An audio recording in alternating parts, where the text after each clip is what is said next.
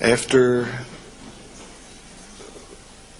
seeing these sites in in the south, in Judea, or in the border in Philistia, and now in the Bet-Shan Valley, our final talk this afternoon will deal with fortifications, a way of looking at the material through excavations and perhaps also through the text. There are two speakers this afternoon in this paper, Doron Ben-Ami and Nili Vazana.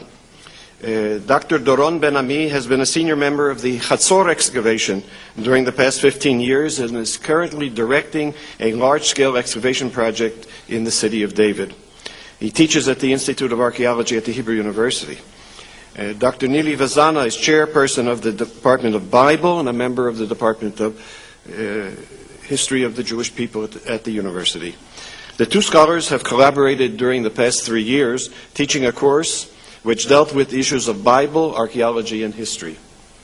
Their paper treats two aspects of the phenomenon of Iron Age II fortifications in Israel and Judah. The first, the reason for these fortifications, that is, the identification of the enemy at the gates.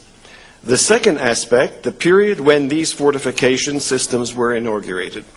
The question of chronology is clearly tied to the question of early urbanism in monarchic Israel, which in recent years has become the focus of a very heated controversy.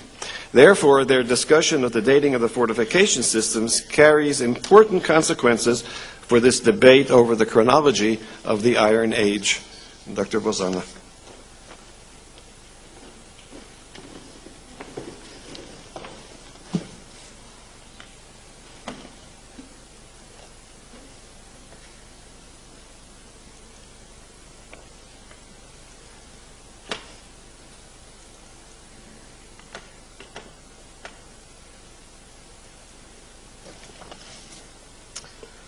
Thank you very much, Professor Kogan. This paper,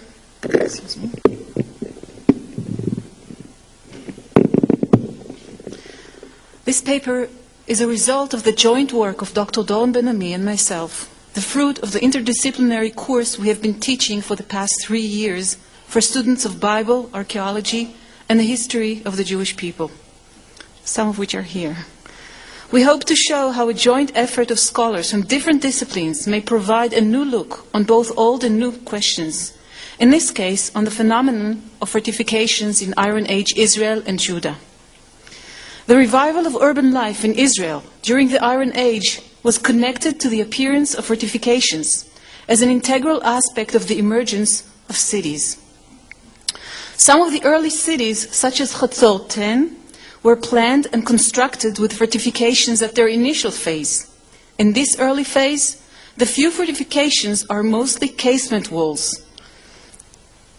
Other sites had an unfortified phase, in which the outer walls of the houses built along the perimeter of the settlement seem to have been their only defense. And for example, we see here Megiddo 5a, 4b.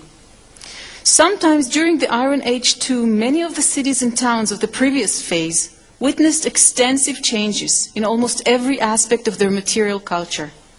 Their fortifications became more massive and included the early appearance of highly sophisticated and impressive water systems, city gates, and other features of Iron Age II fortifications, such as Megiddo 4a.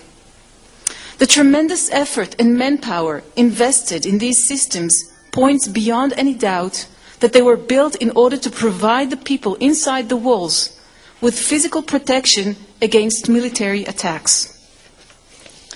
Interestingly, the various types of Iron Age water systems, both in Israel and in Judah, were original local innovations. They were unparalleled in contemporary neighboring kingdoms. These sophisticated water projects were now incorporated in the Iron Age fortifications, and we will see some examples such as Chatzor, in Chatzor again, and in Megiddo, and this is Gezer, and Be'er Sheva. These are among many others. Together with the store buildings found in almost all of these cities, it is implied that the principal goal of the elaborated fortifications was to withstand prolonged siege. This paper regards two aspects of this phenomenon. The first, what was the reason for these fortifications? What threats were they meant to face? In other words, who was the enemy at the gates? The second aspect, what was the period when these fortification systems were inaugurated? The question of chronology is clearly tied to the question of early urbanism in monarchic Israel, which in recent years has become the focus of a fierce controversy. Despite of the many excavations and new archaeological data available today, scholars still disagree on the chronology of the Iron Age. This controversy has to do with a much broader picture concerning the actual historicity of early statehood, central authority, and political entity in Iron Age Israel. The question of early urbanism and the date that should be assigned to the fortifications is open to speculations.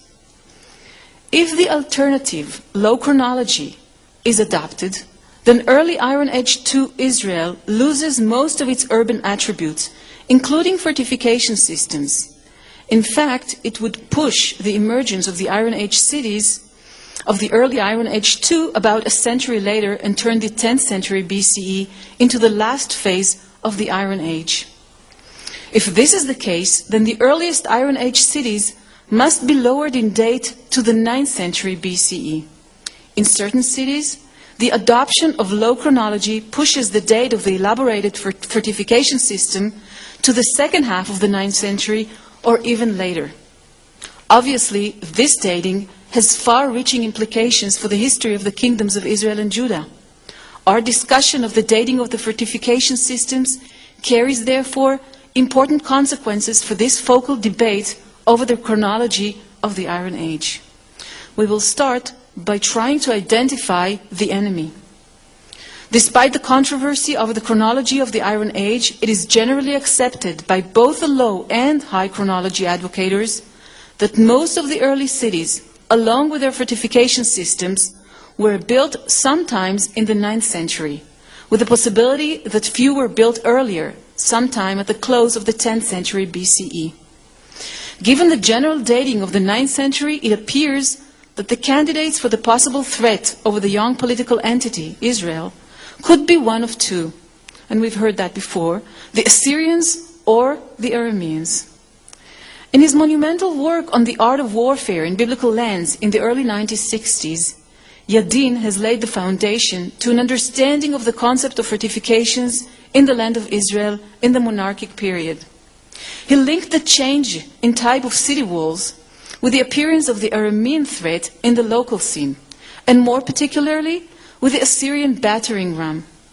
However, the archaeological data accumulated over the past 45 years has shown that different fortification systems function simultaneously during various times of the Iron Age. Today, it is well agreed upon that some of the fortifications